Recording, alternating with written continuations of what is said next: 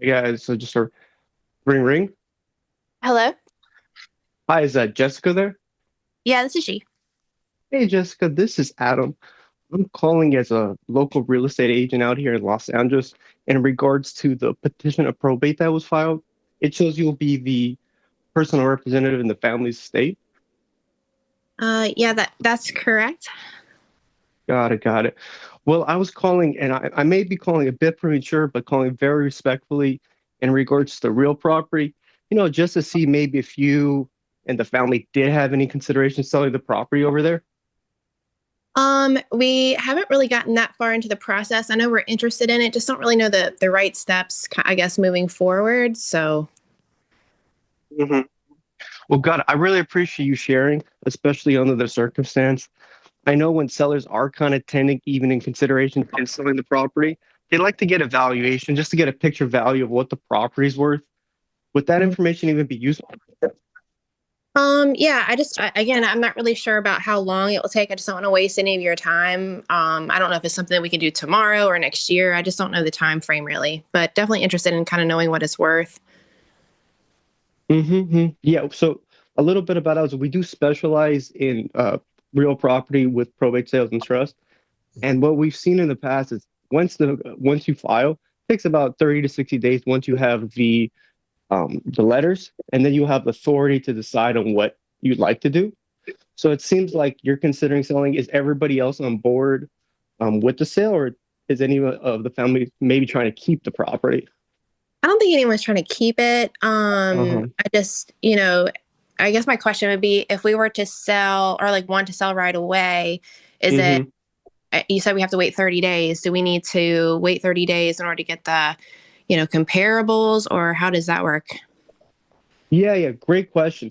So the way it works out here in California, once you file the petition of probate, you'll go with the second court date. It looks like you have an attorney X.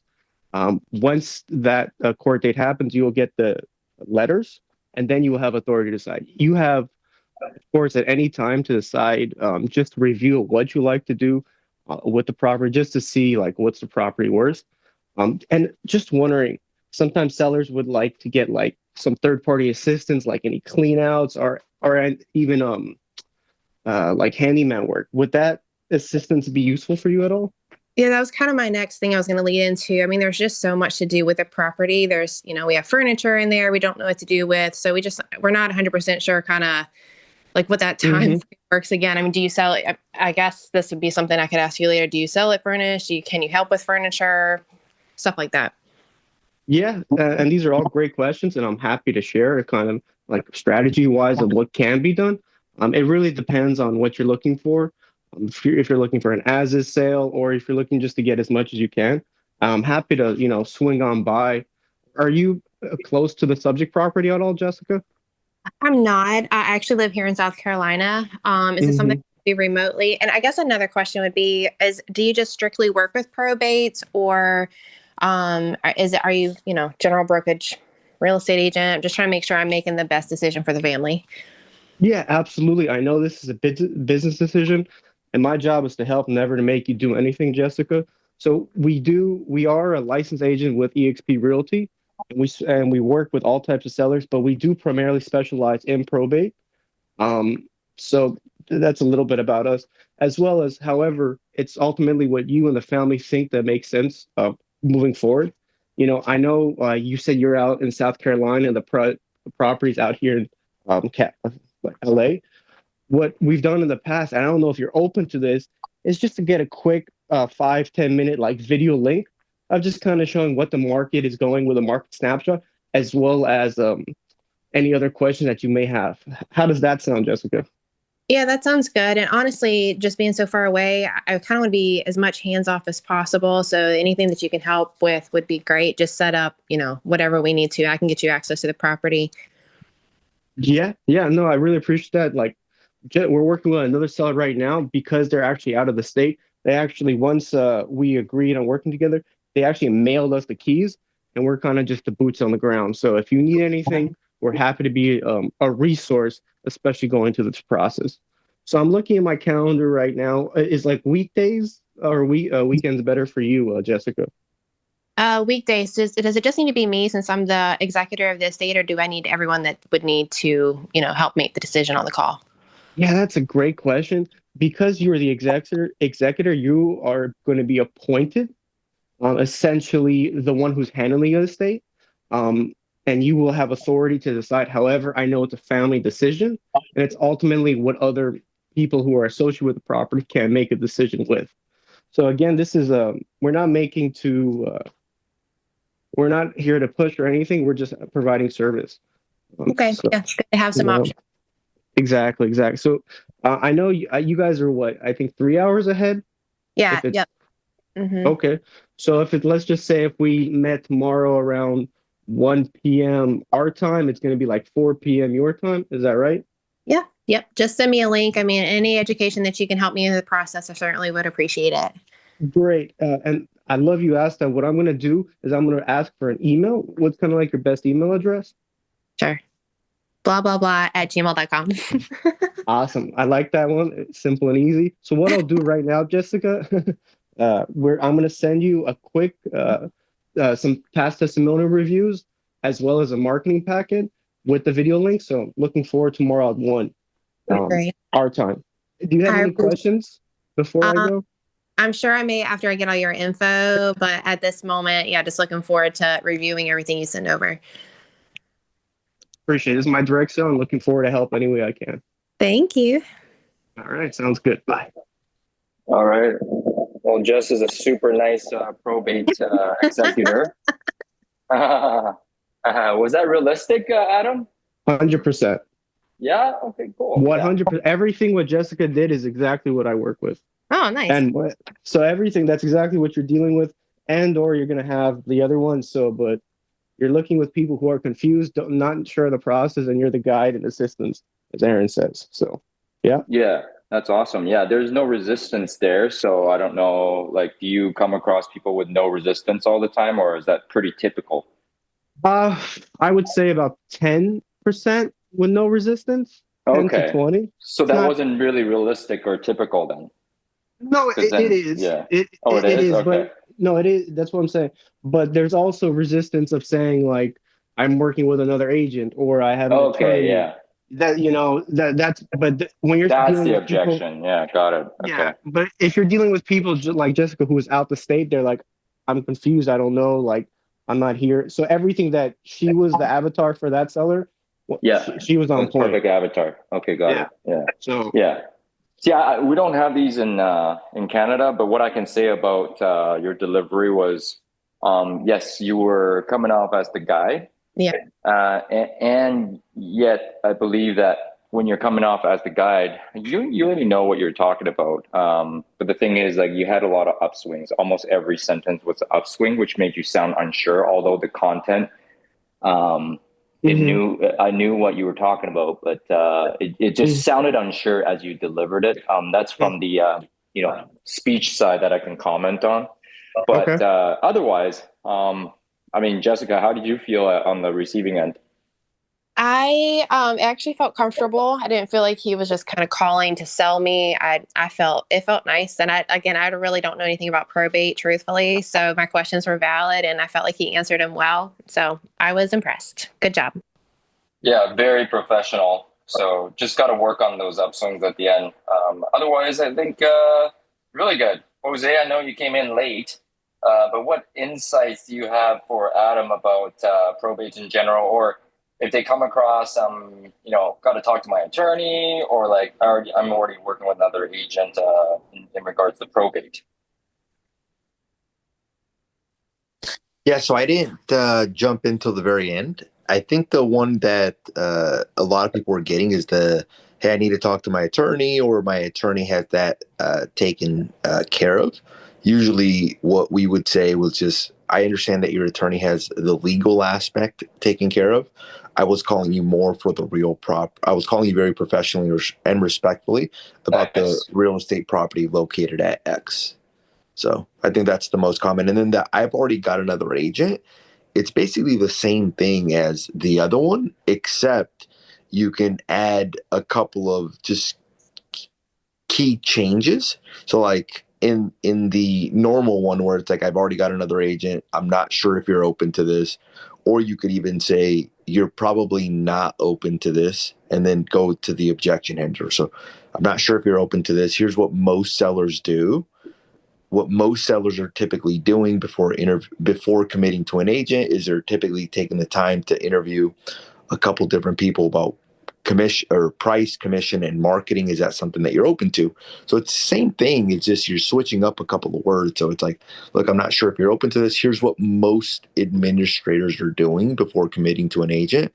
Most administrators, in order to reduce liability, are typically taking the time to interview more than one agent to get different opinions about price, commission, and marketing. Is that something that you're open to?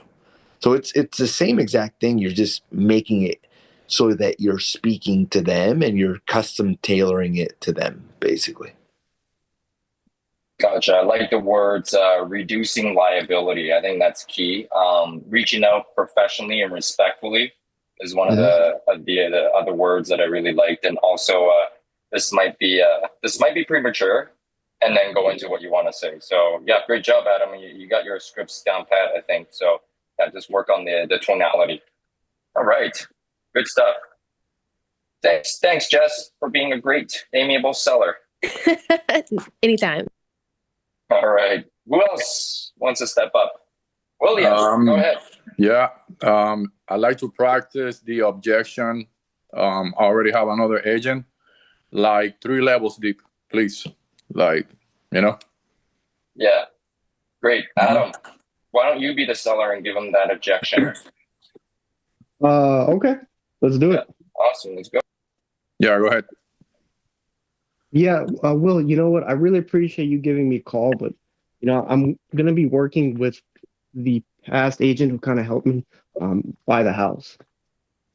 Absolutely. Thank you for sharing that. And I totally understand. I see why you like to work with the past agent.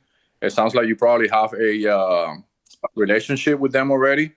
At the same time, I'm not sure if you're open to this, especially in this market. What I see most sellers is that they taking the time, to interview a couple of agents just to make sure that they're getting the best price, commission, and terms. So if that's something that you will be open to.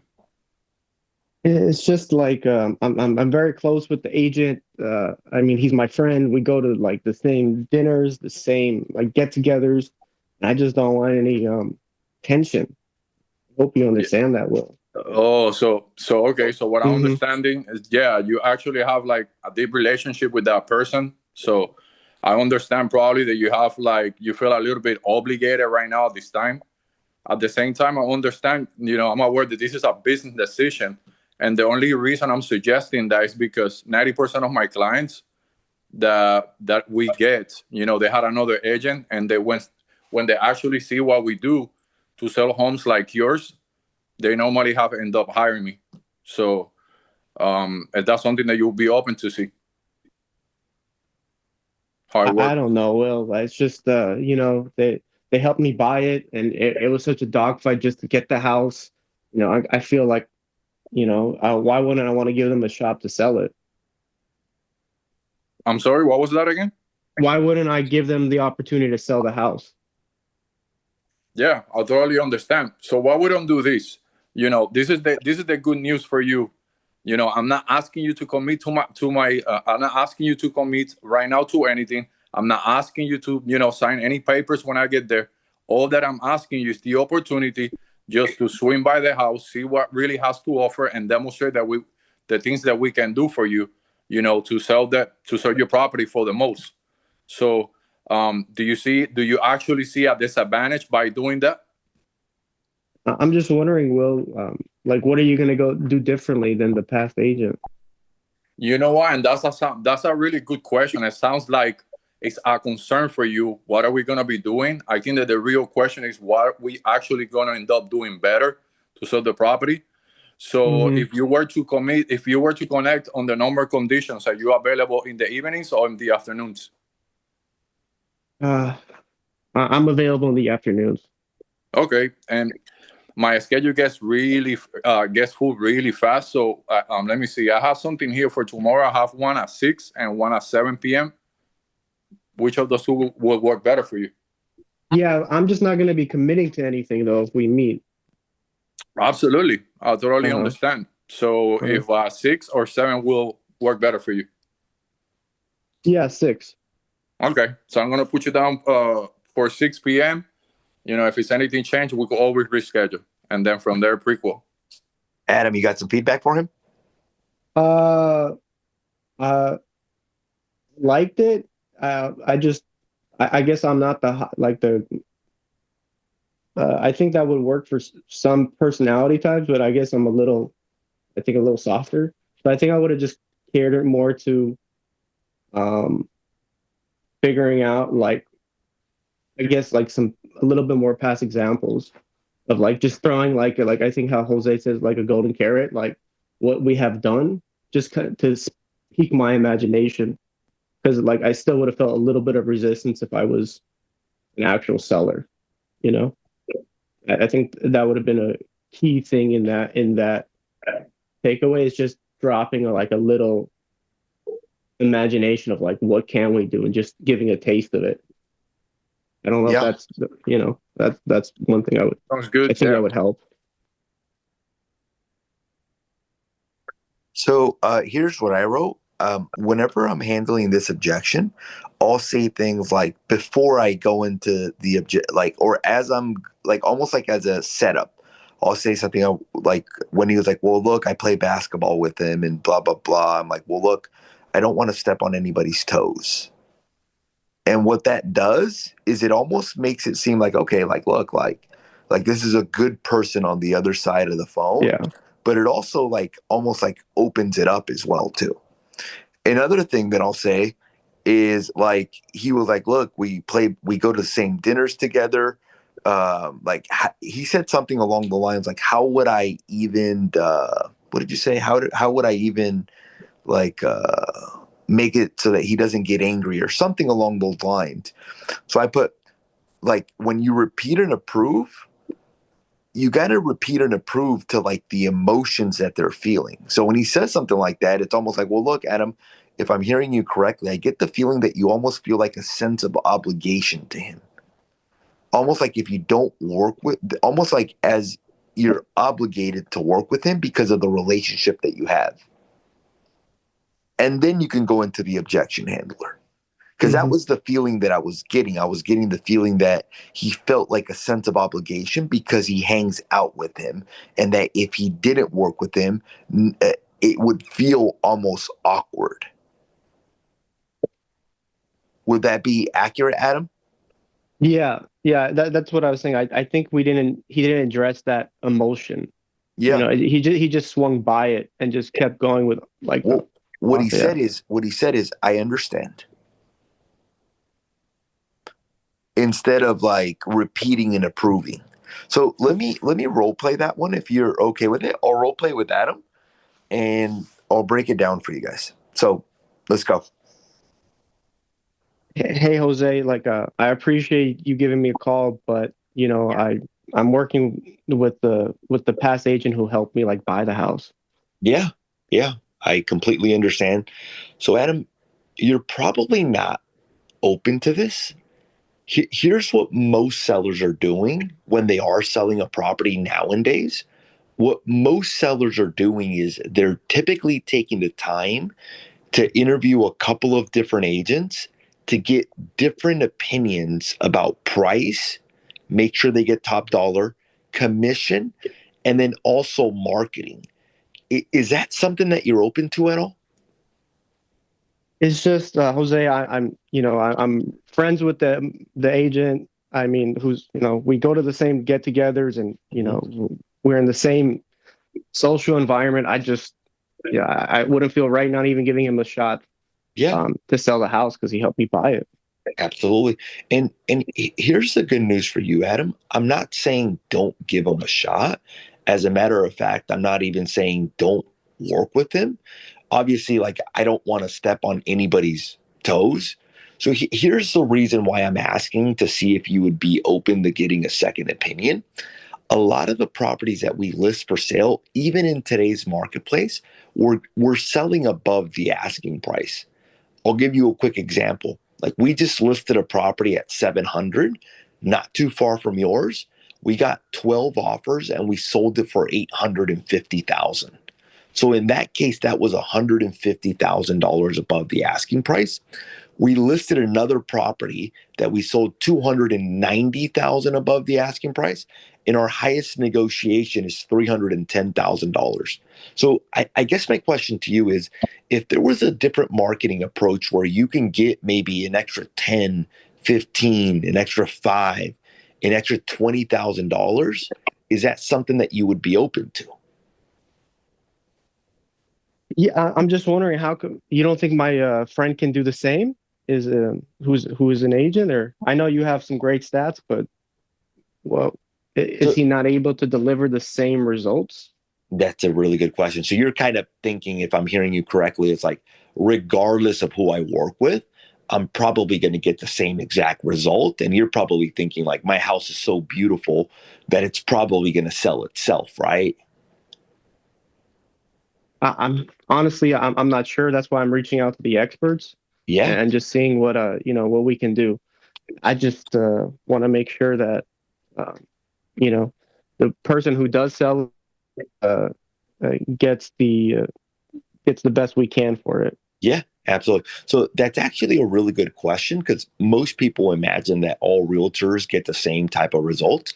Are you familiar with something called the list to sales price ratio by any chance? I'm really not. Well, what is that? Okay. Are you a sports fan by any chance? To be honest, not really, but I might know some terms.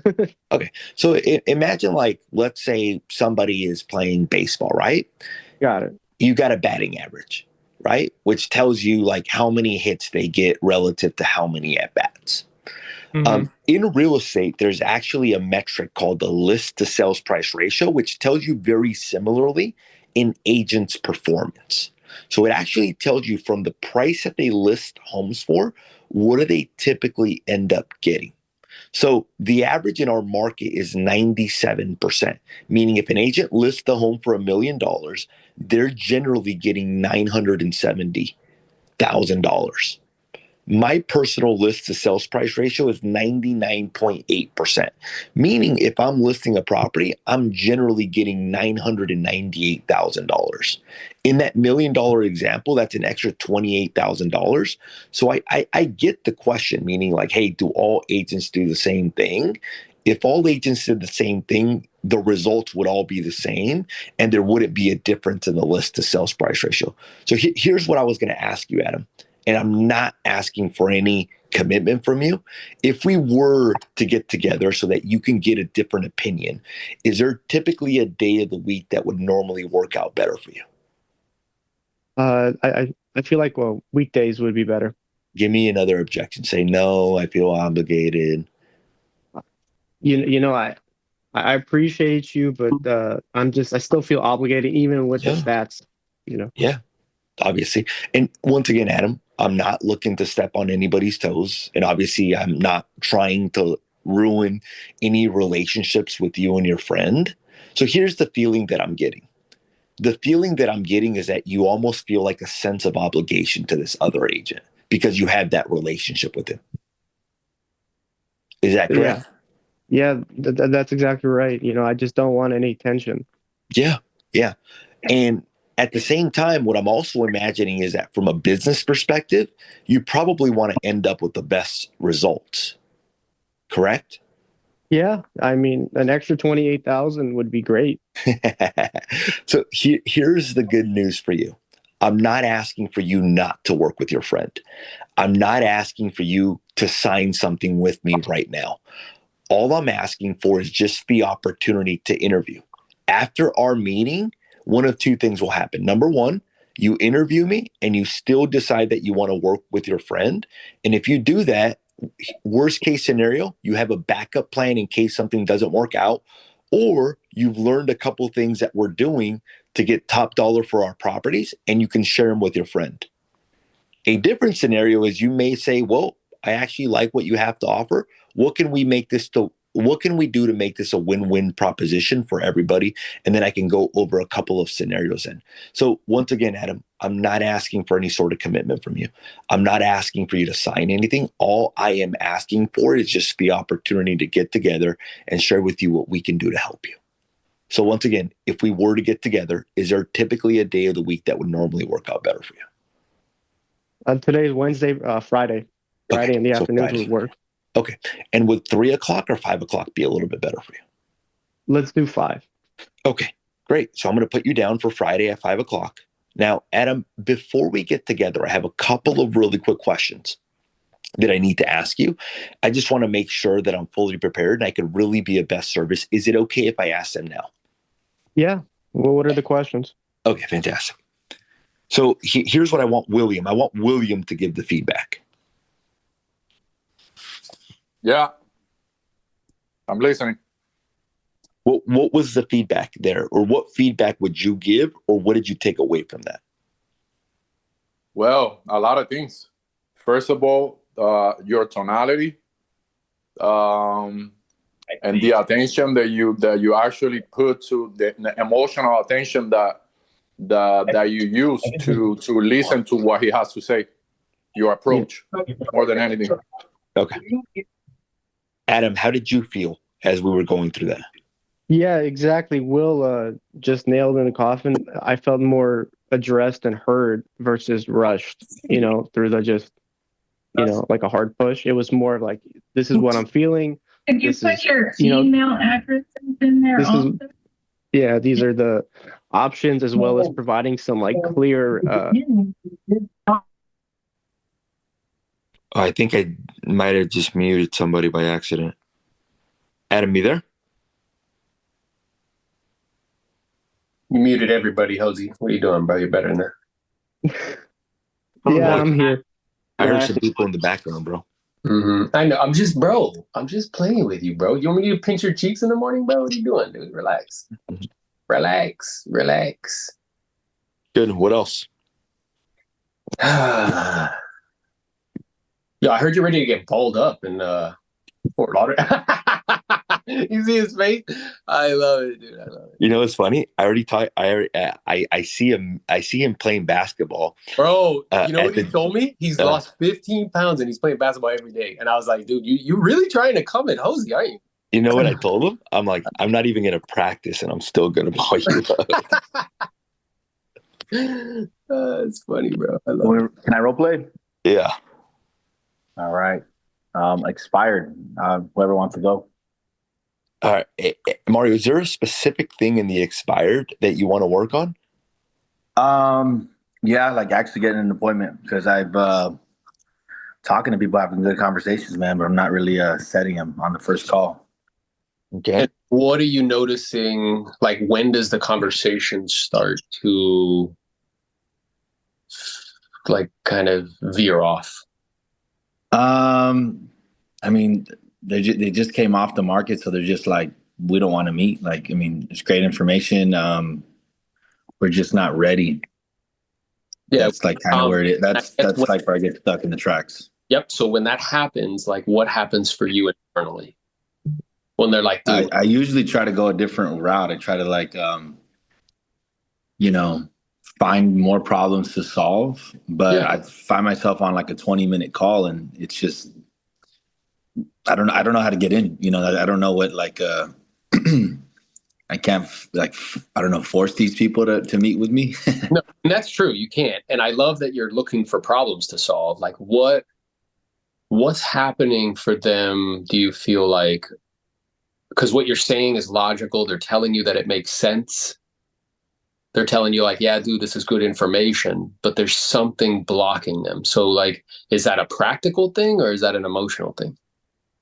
It's probably emotional. Exactly. Because they all still tell me like they do want to make the move, but it's not, they're not like, I'm calling them right away. And then they're just like, well, I just came off. Like it's hard for me to like, I want to take some time. It's been stressful. Like, we haven't got the result, and you sound good. I'll keep your information, but I need good. Time. So here's my question to you: is and this is like a earnest honest question. Like, I'm genuinely interested in your answer. Whatever you say is perfectly okay.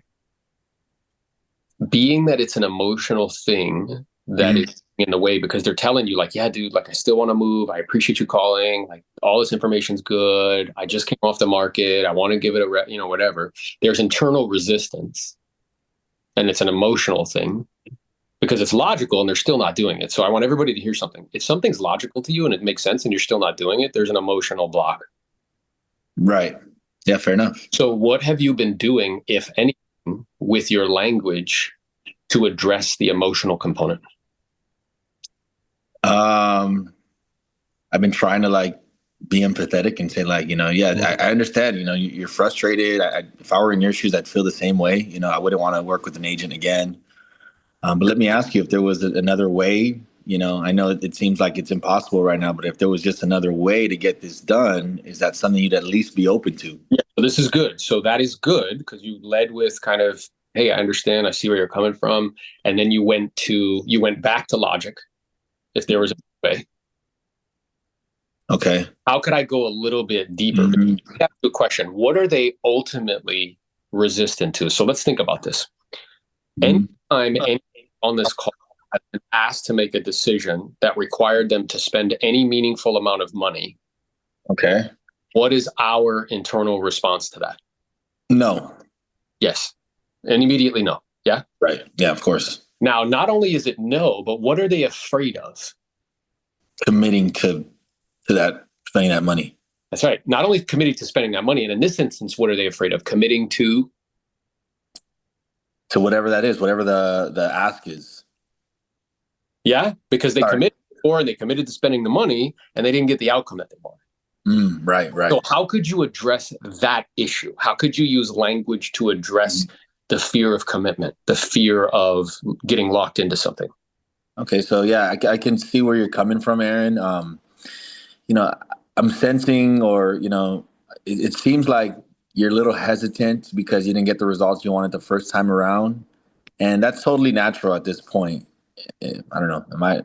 No, good. Keep going. Keep going. Yeah, that's totally natural and understandable.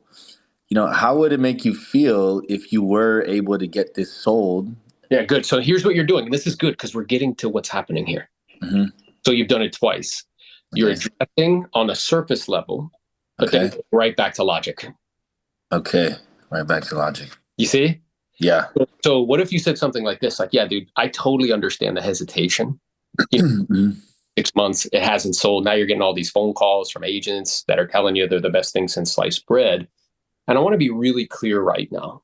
I'm not asking you for a commitment. My intention at this moment is simply just to provide you with information that you need so you can make the decision that you feel is best, whether you decide to sell or you don't. Okay. So what did I just do there? You disarmed them. You you made it seem like, hey, whatever you choose, it doesn't matter. It's either way is okay with me. What I'm doing is I'm addressing the emotional thing of they think by inviting you over, you're going to hard close them to sell something. Okay. So it's like, look, my intention right now is just to equip you with information that you need so you can, make the decision that you feel is best. Obviously, if you did decide to put it back on the market, we'd love to have that on the opportunity in your business. At this moment, though, again, it's really just to give you everything you need so you can determine A, why it didn't sell, B, if it even makes sense to continue to pursue this move or not. And then you can decide what you feel is best for you and your family. I mean, does that sound reasonable? Yeah, it sounds reasonable. I don't know if we're just quite there yet, though. I mean, I don't want to waste your time, invite you over. Oh, yeah. And look, I really appreciate you being respectful of my time, and I'm equally as respectful of yours. And being that you did indicate to me that this move is still important to you, correct? It is. Being that it's really important to you, it's not a waste of time. Again, the goal and objective here is not that we meet and you sign a contract immediately. The goal and objective is that we meet, you go over we review the information together as a team. So that way you and your family can determine if this move even makes sense to you still. And if you still want to do it. And if you do, great. If you don't, that's okay too. But at least this way, whether it's me or somebody else, you'll have all the most important information you need so you can decide what's best for you and your family in terms of how to proceed. Does that sound fair to you? That sounds fair. So again, let's zero in. So what am I doing there specifically? You're kind of like, you're addressing the elephant in the room, which is that she doesn't want to sign a contract. And you're kind of saying like, hey, there's no pressure. We're just going to meet and discuss the information. Yep. I think. Yeah. Versus like when I'm like, yeah, I understand. It's normal for you to feel that way. Tell me this. Okay. Makes sense. Would you sign today? It's like I'm going back to the thing that they're resisting against. Yeah. Yeah, I hear you. Okay. So like, but here's my addressing it like head on. Like, yeah, listen, I get it. You know, your hesitation is you're probably imagining that if we connect, that I'm going to try to close you hard to sign a contract. And I want you to be clear. Yeah. I don't even like that isn't my intention at this moment. My intention at this moment is really just to equip you with everything you need so you can make the decision that you feel is best. So that way, whether you decide to sell or you don't, you'll have everything, you know, that's right in front of you. And whether it's me or somebody else, you know, you can decide if this move is something that you still want to pursue or not. I mean, does that sound reasonable to you? That sounds reasonable. So like, you see what I'm saying? Like right. when I keep going back, when I just like, and again, this is remnants of a previous kind of way that you were taught to do this, which is like, I just acknowledge, I'm like, oh yeah, grandpa died. Well, tell me, what would happen if you got an offer and you know, like bang, bang, right, bang, bang. Like I just acknowledge on the surface level and then I just boop, close, which is basically in a way, it's like, I'm not listening. Yeah. You know what I'm saying? So like, yeah, no, I understand. You can hear the resistance, and instead of trying to logically get them to be like, yeah, come over, like address it from an emotional perspective, go right towards it. Right. The elephant in the room, like you said. Right. Okay. And what if they like what if they're still kind of hesitant, like that's just motivation at that point, right? Yeah, then it's just motivation. That's exactly right. Because if somebody's properly motivated, so it's like, listen, you know, my intention isn't to try to convince you to do anything. My job is to help you sell. It's never to talk you into selling. Let me ask you this, because my job is to help you. You know, it's never to talk you into doing anything. Is this move still important for you and your family, or is it no big deal? Like if you'll just stay put and make the best of it? Yeah, it's still important to me and my family. Okay. So being that it's still important for you and your family, I guess if you had it your own way, which would you prefer doing? To postpone getting it sold or to get it sold sooner rather than later? I mean, I would rather do it sooner rather than later, but it's just hard for me to understand. Like, you know, we just had it on the market. It was there for like 3 months. We didn't get any offers. And now, like, you know, you're telling me that we can still sell it? Yeah, you know, it's super interesting. And I appreciate your authenticity, but I can hear in your voice that, you know, there's a little hesitation. And there's also a little disappointment, because I imagine that you felt really confident that the last agent was going to help you to get it sold. Otherwise, you wouldn't have hired them, correct? Correct. Yep. Yeah. Well, what if I told you that simply by augmenting the approach, right? Because there's usually 3 things that cause a home not to sell. It's either where it was positioned price-wise in the market, the condition of the property, or the marketing approach. So what if I told you that simply by tweaking those things, you could virtually be guaranteed to sell it? I mean, is that something, being that this move is still important to you, that would make sense for you to at least spend 15 to 20 minutes learning about? Like, would that be helpful or useful to you in some way? Yeah. Yeah, I figured as much. And again, I want to be clear. My job's to help you. It's never to talk you into doing it. So when we connect, if it all makes sense to you, the numbers work, and again, you and your family decide that this is a move that you want to make happen, great, we can help you do it. If you look at me and say, hey, you know what? Like, I think we're going to decide to go in a different direction or just make the best of it, then that's okay too. My goal and objective right now is just to really give you everything you need so you can decide what's best for you and your family. So I'm looking here at my schedule. If we were to connect under normal conditions, would you and your family be available in the evenings or the afternoons? Afternoons. And go. Okay.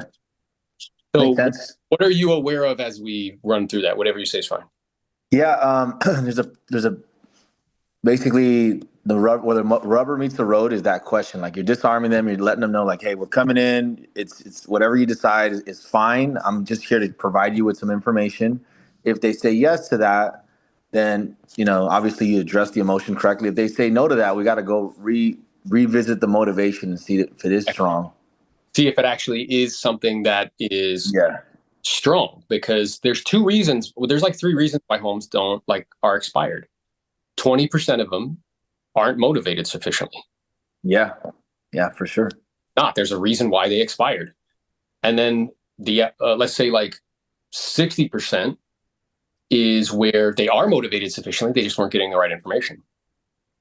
20% is price is more important than the move. They're just stubborn. So what I'm looking to find is I'm looking to find that 60%. Right. Right. But once I've determined through listening that, yeah, they are sufficiently motivated, then usually the barrier to proceeding, again, think about yourself. The barrier to proceeding, emotional. It's usually fear. It's usually doubt. It's usually worry. It's usually, right? Right. Right. Yeah. Makes sense. So then address it. Okay. Here, Okay. we'll be able to determine together as a team if it makes sense. If it does, great. We can shake hands and we can help you to make this happen. If it doesn't, that's okay too. My intention at this moment is I'm not asking for a commitment, like to put the home on the market. I'm just asking you to spend 15 to 20 minutes to connect, to go over some information as to specifically why it didn't sell and what you need to change to ensure that it does. So at least this way, whether you decide to put it back on the market or you don't, whether it's sooner or later, me or even somebody else, you'll have all the information you need so you can decide what you feel is best in terms of how to proceed. Does that sound fair to you? That sounds fair. Good. It's a great question, bro. But do you see how, like this is a great point that Jose made. He was like, yeah, let's run through the expires. Which is like, yeah, that's the comfortable part. We'll do that. But he asked specific. Yeah. Right. What's the challenge? For sure. Yeah, then I started to dig. Well, tell me where the conversation breaks down. Yeah. Yeah, makes sense. Well, I think for the most part, that's what most agents do. They just find it so simple, be like, okay, let's just run through the entire thing. When in reality, there are specific things in that script that are little small shifts that if you make them, it'll help you convert more. So I would encourage more people on the call whenever they come and role play, instead of being like, hey, look, like I am working on an expired or a probate, to identify which segments in those scripts you're getting caught up on. Is it the introduction? Is it a specific objection? Is it something that they're saying? Is it the closing? What is it, basically? And once you're able to identify that, bring that up on here so that we can work on it with you guys. Yes. And I think that would be more helpful. It would be more like imagine me performing surgery on your entire body versus you having a knee or injury and be like, hey, I'm hurting. Be like, all right, you need surgery in your entire body, versus being like, okay, where does it hurt? My knee. Okay, great. Let me ask questions around the knee, and then we identify that that's the challenge. It's not Makes sense. The knee's making everything else hurt, Yeah, fair enough. Yeah, it's good. Good question, and good kind of again, zeroing in and focusing so everybody can witness, like we have a tendency to practice what we're comfortable with. And by zeroing in on the thing that you actually need, like practice doesn't make perfect. Perfect practice makes perfect. And then here's the other thing I was going to say. In these types of situations, like digging in on the motivation is very important to be able to identify, because you're going to notice, so here's what I would also pay attention to. Are the people that you're not getting appointments with, are they relisting right away? And if they are, then obviously it was likely a motivational / emotional thing where you didn't, where you weren't connecting with them on that level. If they're relisting a year from now, there's likely something else that you didn't fully understand on the motivation. So for you to beat yourself up like, oh man, I can't get an appointment, it's almost like, okay, maybe there was something else on the motivation side that we really weren't paying attention, that if we paid attention to it, we would have realized there's no point of getting together with this individual right now. Right. And what I would add to that is so I know that you spend a lot of time, Mario. I can tell, I can hear it in your voice. I know you're practicing a lot. And I'm also aware, most men, we're very logical. Right. What I've learned is there's two types of intelligence. There's intellectual intelligence and emotional intelligence. And if I can combine those two, they become a superpower. So what I would work on with the goal and objective of becoming a better presenter and really being able to connect with people more is work on the EQ part, which has to do with like just like awareness, awareness of yourself and what's true for you and how you're feeling, and awareness of like what's happening around you. Also equipping yourself with tools that you can use language wise to address. So I think sometimes like we know it, because keep in mind, like as men, do you know what we've heard from the time we were little kids? Don't cry or be tough. Yeah, don't cry, be tough. Don't be emotional, don't talk. No, you're being a wimp, man up, right? Or the most right of them all, you're acting like a girl, which is as though like that's the worst thing you could possibly be. So what's interesting about that is because of that, we got a clear message as young little boys, like do not emote. Do not express any emotion. So as a result, we don't practice that. Now, what I believe that does for us over time is it inhibits our ability to formulate deep, meaningful connections with people, whether that be friends, whether that be loved ones, like everything, because we're not able to like express what's true. So here's what's interesting. In all of the romantic movies and everything, what's the main problem? The guy not expressing. Yeah? Yeah. And when something goes wrong, Mario, where does the guy end up? The bar. Yeah. With the boys or something. Which yeah. is wild. Because it's like, wait a minute. Where did you get that formula? Like the way to deal with like emotion is to drown it in alcohol? That's dumb. Right. And the only time that guys can tell each other that they love each other is after a night of debauchery. That's also dumb. Right. Just to make sure, don't get this confused. I love you, but not that way. You know what I mean? Like it's ridiculous. Right. So my point being is like by really like addressing that and learning how to cultivate that in yourself, it'll allow you to not only connect with yourself better, but also with others. Because you will begin to notice when there is emotional friction. You'll begin to notice when there is like, something that's not being shared or like energetically where it's like a little uncomfortable.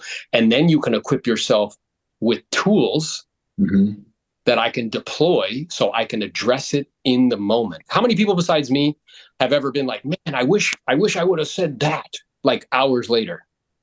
Yeah. Well, the reason is because I haven't been practicing cultivating that level of awareness. So that way, when I notice it, I have tools and the courage to address it.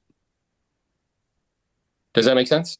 Makes sense. Yeah. Jose, like many of you guys, I don't know if you're aware of this, but me and Jose spent, I don't know, like 2 years working on this, where we had a call, me, him, and Angel, and that's all we did was work specifically on how to cultivate like awareness to an extraordinary level, extraordinary, uncommon, right, level of awareness, and then equipping them with tools that they can use to address it immediately on the spot, how to constructively work through conflict, how de-escalate situations, how to speak to the emotion that the other person is feeling and maybe that you're feeling. And cause him to be able to connect with people at a higher level, cause him to be able to constructively work through conflict at a high level. It's caused him to be able to connect with people at a much higher level. Right. Makes sense. Jose, you have anything to add to that? No, the only thing I would say to add would just one on the emotional side, yes, that did help me, and yes, I think that most people avoid having those types of like most people would rather hold something in and let it bother them for years versus talking about it. And that's one thing that obviously I practiced and therefore I got good at. I would say the last thing would be is connecting your close to whatever the motivation is.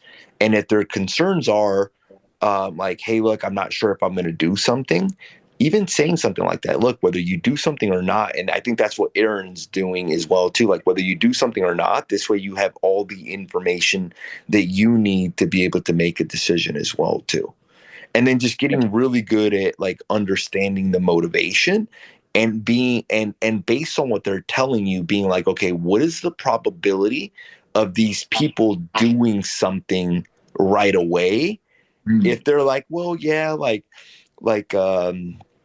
I need or I want an extra bedroom, but the mortgage payment is too high, like blah, blah, blah. That motivation may not be as high as my husband already got a job relocation. He's living in Tennessee, blah, blah, blah, blah, blah. So like learning how to like rate like different levels of motivation and be like, based on these patterns, this person's going to relist right away, you know? Right. Yeah. Yeah. That totally makes sense. Yeah. I did set one appointment and the lady was paying 2 mortgages. She lives out of state. So she was like, yeah, let's meet right away. Yeah. And the other lady was like, I want to move to like the South Bay because it's closer to my work, but it wasn't really like full, like there was no compelling reason besides it. So part of that is like prospecting IQ. It's like, because I think part of what happens is once you've made the commitment to, you know, prospecting, and once you've made the commitment to skill development, as you start to speak to people on a regular basis, now the challenge is being able to sift through those who say that they're interested and separate suspects from prospects. Suspects are people like, yeah, dude, you know, I want a backyard for my dog. It's like, no. Or yeah, like I want to move to the South Bay area because I like the weather there. Like, no. That's right. A prospect is, dude, my husband moved. I'm paying 2 mortgages. So then I got to get good at filtering that now. And I also have to resist the temptation, because we can want the end result so bad that we try to make sense of going to meet a suspect. Oh, yeah. Yes, you're up, and you know, and you're like, yeah, I know. But then you're like, you get to tell somebody like, hey, I went on a listing appointment today. It was like, bro, you met with a suspect, bro. They're not going to do anything. Right. Yeah, at least I went an appointment. Yeah. Feel like, you know, like you're being productive. But I would much rather you continue to keep looking for a prospect, because the suspects hide the prospects. Right. Good point. Yeah. Chris, go ahead. And then for that person that was looking to move in South Bay, is just qualifying them more to see if it's not necessarily closing better, is also like, so if I'm closing them and it's not going anywhere, I'm going to qualify them to see if there's something there. So I'm going to be like, okay, ask questions about motivation. Like, hey, what was important about moving to the South Bay? Was it more that you weren't getting offers on your property, or were you not able to find the right property? Whenever you move to the South Bay, are you going to be renting or are you going to be purchasing? Do you already have another home? Got it. Will you be purchasing the other home in cash, or will you need to finance something? Right. What type of mortgage do you have? So those are all like purchasing questions. But then there's like, okay, what type of loan do you have here? Well, I have a 2% rate. I'm like, so you're going to go from a 2% to a 7%. Right. And then they're like, yeah, I know my mortgage is going to increase like $5,000 a month, which is unaffordable. Hey, during the time that you were listed, was there any properties that you liked that caught your attention? Yes, there was plenty of properties that caught my attention. Okay. And then did you get any offers? So like you're qualifying deeper to be able to figure out like, okay. And then after you collect the information, you're like, okay, what's the probability of this person doing something right now, or not really being some type of urgency? It doesn't mean that they're not going to do something. It's just not right now. And with those people, it's like, okay, why are we even closing if the likelihood of them doing something right now is very slim to none? Okay, this is not a hot lead. This is a suspect that eventually could turn into a prospect. This goes in my lower end category of that, you know? Yeah. So, and then not beating yourself up, because it's not you there. It's them not having enough motivation to want to do something right now. And no matter how good of a closer you are, even if you meet with them, it's not going to make a difference. Right. Yeah, I think that's probably some of the point. That's probably what's happening some of the time. Because it's like some of the time that's taking place. So some of it is like when they're motivated enough and they just have an emotional block, it's addressing it. The other part of it is like suspects versus prospects, and getting clear and really, really good at deciphering the difference, like 8, 9s, 10s, and what constitutes an 8, 9, and a 10, and then what constitutes a 5 or 6 or a 7. And you'll notice, like when people ask me and Jose questions, We'll ask like 1 or 2 questions that get to the heart of the matter immediately. Somebody be like, oh, I have this thing and I'm going on an appointment. I'm like, all right, what's their motivation? Right. And they're like, well, I think, and I'm immediately, I'm like, no. Or if they tell me what the motivation is, I'm like, all right, and is it an option for them to not sell the home and still move? I don't know. Is it an option for them to rent a home and still move? I don't know. It's like, okay, well, you need to pick up the phone and go ask them. Why you're uncertain is because you don't know the answers to these, and you're imagining that I'm going to give you some magical concoction of words that's going to cause them to list with you, when the fact is people don't do what you want them to do. They do what they self-discover. Absolutely. And then having solutions to their problems, like for example, like I know that like if somebody isn't expired and they're like, well, look, I wasn't able to get the price that I want. I bought like a year ago and I don't really have any equity. Like having a solution, being like, okay, like I checked the tax records. I'm like, oh shit, they have an FHA loan. Be like, hey, did you know that your loan is assumable? Be like, well, what do you mean my loan is assumable? Well, yeah, look, it's actually assumable, which means another buyer can take over your interest rate. What type of rate do you have? Hey, what if you knew that you could still sell it and all would be required would be switching marketing approaches? Boom. Now you presented the right solution to the right problem. Yeah, absolutely. Absolutely. You got to have those ready to go. So when you hear the problem, you know what to do. Yeah. Cool. Thank you guys. For sure. I think, Chris, you had something really quick, right? Yeah. Probably no time for role playing it, but the issue that I'm having in general, I did talk about it or text Aaron about this real quick. We spoke briefly. Getting condo owners in Florida, you're not aware, but Aaron's very aware of what's happening with the condo market here. And I'm getting folks to understand that it's not worth what they were listed at, but I'm having a hard time for them realizing that it's also not worth what they think they can still list at right now. It has to be so then lower. the simple questions. So the questions are, and again, I'm aware, like as an aim, like 2 things. I'm aware, 1, be very, very conscious if you're making statements or if you're asking questions. Because I heard you say like, I am getting them to. My hallucination is like you're doing that by making statements and like kind of speaking a lot. So be really conscious about questions versus statements, and then ask them questions with regards to like the current dynamic. And I know because I've gotten to know you over time, and because you're wonderful, amiable, the tendency is to avoid conflict like the plague. So how can you ask a question that's tactful, that politely confronts them? So let me ask you a question. Having seen what's active on the market and not selling, and seen what's sold and closed most recently with the last closed sale at $250, if you were a buyer, not a seller, and you were going to buy this place all over again, honestly, where do you think you feel comfortable making an offer that you believe would be reflective of fair market value? Then be quiet. They're either going to say something reasonable, unreasonable, or they're going to hem and haw. Reasonable is, yeah, somewhere around that 250. Yeah, I agree with you. The marketplace is showing us somewhere around there seems to be reasonable. Then you go into strategy. They say something unreasonable. I don't care what the comps say. I want 300. Or they hem and haw. You know what hem and hawing is? They change the subject. They start talking about something else. Well, did you hear what Trump did yesterday? Like they just go all over. Okay. So if they say something reasonable, great, then proceed. So yeah, we're in agreement. The marketplace is showing us somewhere around X seems to be reasonable. So now it's just a question of strategy, because price is a strategy and attempt to get the most. So I'd like to review the strategies that you have, so that way you feel comfortable with the one that you end up choosing. Whatever you decide, I'll support you 100%. If they say something unreasonable or they hem and haw, you circle back, you ask it in a different way. And you say, okay, I appreciate that. I guess I'm wondering though, like if you were a buyer and you knew that the last closed sale was at 250, I mean, realistically, would you offer $50,000 more, knowing that the dues are higher, special assessments are coming down the pipe? I mean, would you do that? Notice I'm circling back and confronting you again. Politely. Does that make sense? Well, here's what I also think, because I've kind of experienced this in different capacities.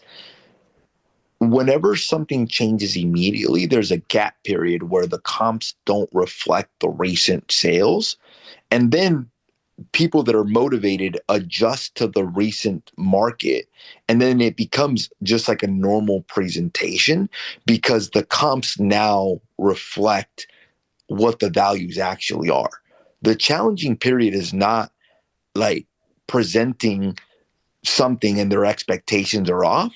As long as you have the comps to support it, it's actually very simple. And it's just a matter of presenting people with information in a way that makes it easily digestible. And it makes it so that it's a clear picture that the market's not where it needs to be anymore. The challenge that I had was, or have, is when comps are at 800 and all of a sudden the market and buyers are at 730, but there's no new comp to support it. That's the challenging period. The other period is pretty simple. So my question to you is, do you have comps that support the new prices or not? Yeah, so it's in between of what you're discussing there. The comps, his price that he wants to list at now, or his net bottom line isn't unreasonable to the comps from September and November. I'm just not entirely. I'm actually pretty certain that that's not necessarily today's market anymore now in February. I think it was falling then and it has continued to fall, but there hasn't been enough closings to demonstrate it. What there is active unit a lot lower. Is there pendings? No pendings. Okay. So it's just a matter of presenting the active units as well too. So like what I do, if let's say in my market in March and April, the comps were a lot higher than September and August. So what did I do? Whenever I was presenting is I just did not bring comps that were April, May. Instead, what I would bring actives of properties sitting on the market. And then I would bring pendings if there's any pendings, basically. So there is no rule that you have to bring like the recent sales, and then I would keep those in my back pocket. And if they He's aware. He's aware. He's aware. He's aware. He's well aware. This is an expired listing too, by the way. Yeah. So if they ask me like, well, how come you're not showing me the one on 123 Banana Street? Be like, well, look, what I noticed a trend that the values are no longer there. So what I did is I brought the most recent information. Which the most recent information is the pendings or the ones that are active. So you can paint a picture just based on actives, and you can also paint a picture based on actives, based on conversations that you're having with the other agents. So be like, look, the first property that we're going to be going over is this property on 123 Banana Street. Let's say that the comp's like at 440, you know that, but the active's at 370. I'm bringing the active at 370. Like, look, this property is on 123 Banana Street. How many beds, how many baths? Look at the price that they're asking and look how many days it's been on the market. Now, I did speak with the agent, and just to be fully transparent, they're talking about like reducing the price to X dollars. Now, you're probably wondering, why am I showing you this versus the one that sold in April? Is since the insurance thing changed, the market changed. Those comps are outdated, so I'm bringing you the most recent stuff. Okay. When you're presenting, are you presenting sold, pendings, or actives? If all three are available, I do all three. If not, just closed into actives. Okay. And then at the end, I ask them, so based on what you're seeing and what I've shown you, what we've gone over the details, how do you feel yours compares to these comparables in terms of condition and price? Are the closed from back in September or something more recent? I normally go back 180, so 6 months. But the only thing that's come up is one sale in September, one in November, one in January as well. But of course, he discounts that one as a fire sale because it was extremely low compared to the other two. Yeah. He happens to know their family situation apparently now. So the other thing that I do whenever I'm trying to paint a picture that prices are lower now, I'll start off from the highest comp to the lowest comp. So I'll basically reverse engineer it. So this is the way I present, because selecting the comps is important for you to be able to paint the right picture. And then what order you present the comps is also important to paint the right picture. So I'll be like, look, like the first property that we're going to be taking a look at is this property on 123 Banana Street. Now, this property is X bedrooms, X bathrooms. It's actually a model match, and it's sold at $400,000, which I know that's the price that you mentioned to me that you're looking for. Now, the thing to pay attention to here is that this property sold back in September. Now, the reason I brought this comp is just because obviously, if you're looking at the comps, there are properties that have sold at $400,000, which is the price that you want. But what I notice is a trend that the most recent ones are actually selling for less than the $400,000, because when properties were selling at $400,000, that was before the insurance crises that were coming. So the next couple of comps that I'm going to show you are the most recent comps, but I wanted you to be aware that there are properties that have sold at $400,000 in case you're wondering why the next couple of comps are a little bit lower on the price. So this next comp that I'm sharing with you is a more recent comp. So this is something that's active right now in the marketplace, and it's actually right next door. So this property is blank bedrooms, blank baths, blank square footage, same building, and it's listed, instead of 400, it's actually listed at 370. But look how long it's been on the market. 120 days. Now, if you notice their original price, they actually started at the 400. If you notice here, then they dropped it to 390, they dropped it to 380, and now they're talking about dropping it to 360. So why would this happen? Why would this happen when there's comps in September that sold at 400 and now the most recent sales are lower in price? So my question to you is, what do you think is causing the downward pressure in the marketplace? But do you see how I'm like starting to paint a picture in the market analysis? We can go over next week if you want.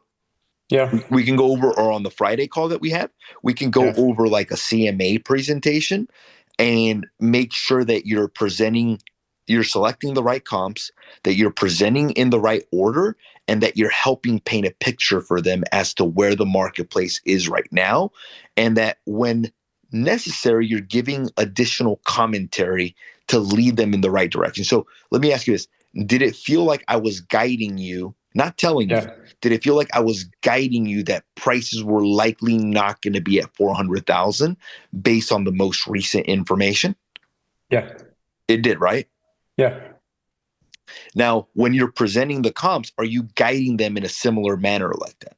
100%. Okay, awesome. So I think we just have to dig deeper on it to find out what the actual issue is. So if you want, on the Friday call, we can go, or next week we can go dig deeper on it to be able to identify what the right problem is. You got it. Thanks, man. I appreciate your time. Later, boss. Thank you, Bye. everyone. Bye-bye.